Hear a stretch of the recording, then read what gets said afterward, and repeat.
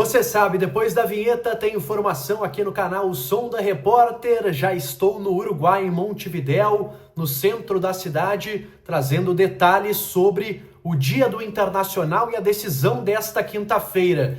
2 jogadores estão fora, o Inter confirma lesão importante. E mais, o time testado pelo técnico Roger no último treinamento antes da partida decisiva desta quinta-feira. Mas antes da gente falar sobre o Inter, deixa o teu like nesse vídeo, se inscreve aqui no canal, ativa as notificações e bora falar de Inter.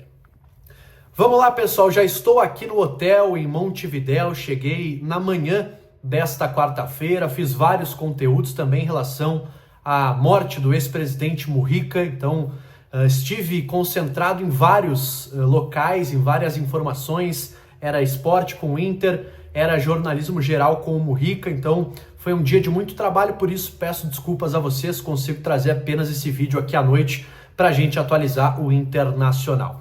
Bom, pessoal, o Inter chegou por volta das 6 horas da tarde aqui no Hotel da Concentração, hotel que fica a poucos minutos do hotel onde estou alocado, e estou colocando aí na tela para vocês algumas imagens da chegada. O Inter que nutria uma expectativa de ter reforços para esse jogo, com Rafael Borré e com o Carboneiro, os dois colombianos, mas isso não aconteceu.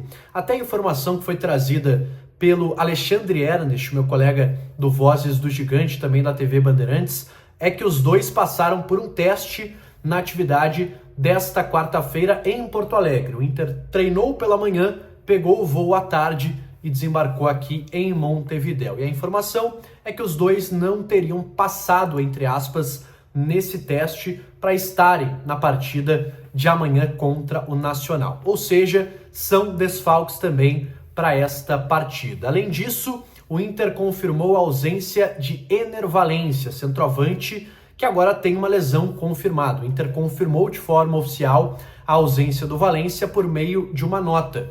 E ele tem uma lesão grau 2 no músculo posterior da coxa esquerda. O Inter até acabou se confundindo. Primeiro lançou direita, depois fez a correção dizendo que era na coxa esquerda. De fato, estranhei, porque o Valencia ele puxa a perna esquerda quando sente lá em Medellín. E agora o Inter fez a correção devida. Então, Valencia com lesão na coxa esquerda para por aproximadamente um mês.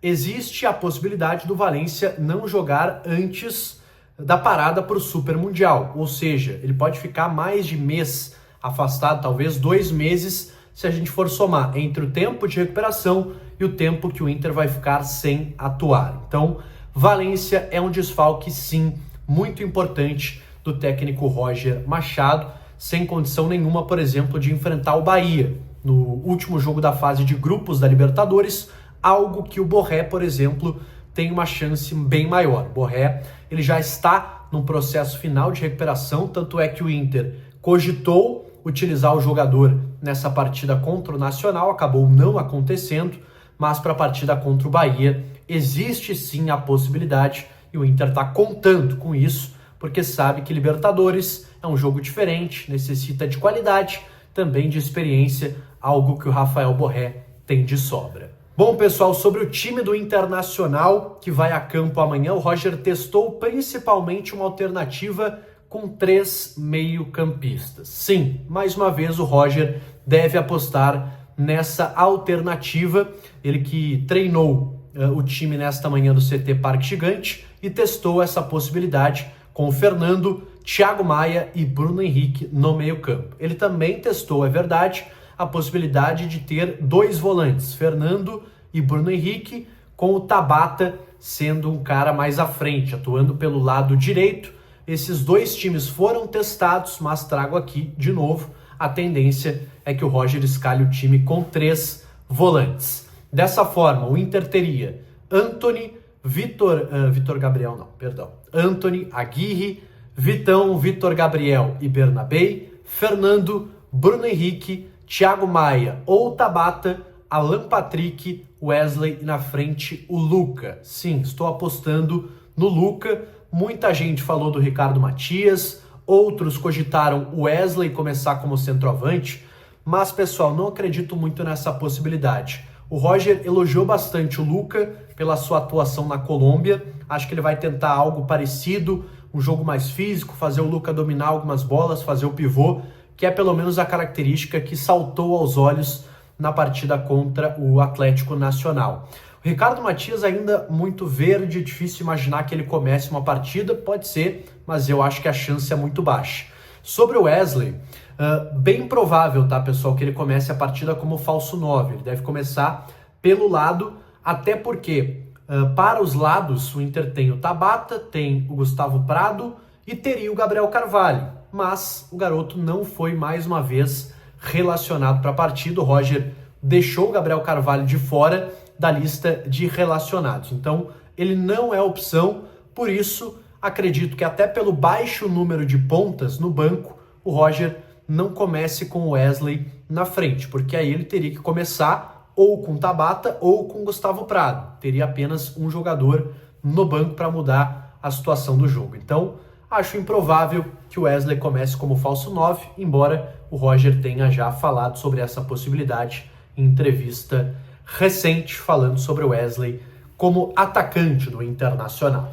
Quero falar também sobre clima, sobre ambiente, como o Inter chega para esta partida. E bom, pessoal, senti um ambiente bem mais sério, bem mais pressionado do que nas outras viagens. Por exemplo, estive lá em Salvador, um ambiente bem mais tranquilo. Claro que era a estreia da Libertadores, o Inter vivia um bom momento, então tudo era diferente. Mas só para trazer um exemplo para vocês, em Salvador a gente teve entrevista coletiva, um dia antes da partida, com o Bernabé concedendo entrevista no hotel. Lá em Medellín também tivemos a entrevista do D'Alessandro, diretor esportivo. Aqui em Montevidéu, ninguém parou para falar, ninguém concedeu entrevista coletiva, e o Inter seguirá assim, em silêncio, para a partida deste final de semana, deste meio de semana contra o Nacional, duelo pela Libertadores. Sobre resultado, o que eu tenho ouvido nos bastidores do Inter é que um empate não é um péssimo resultado.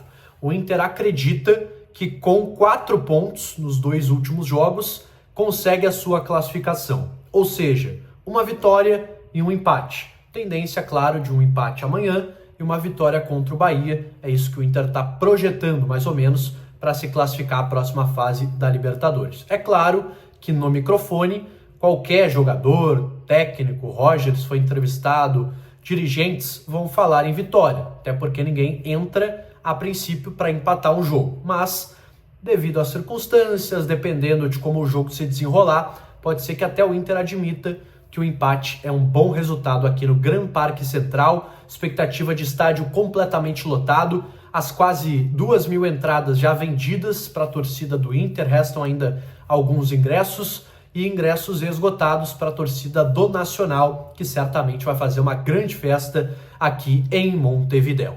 Comenta aqui embaixo o que você acha dessa escalação, o que você acha do Inter, se o empate pode ser sim um bom resultado aqui no Uruguai. Deixe teu like nesse vídeo, se inscreve aqui no canal, ativa as notificações e eu volto no próximo conteúdo. Valeu e até mais!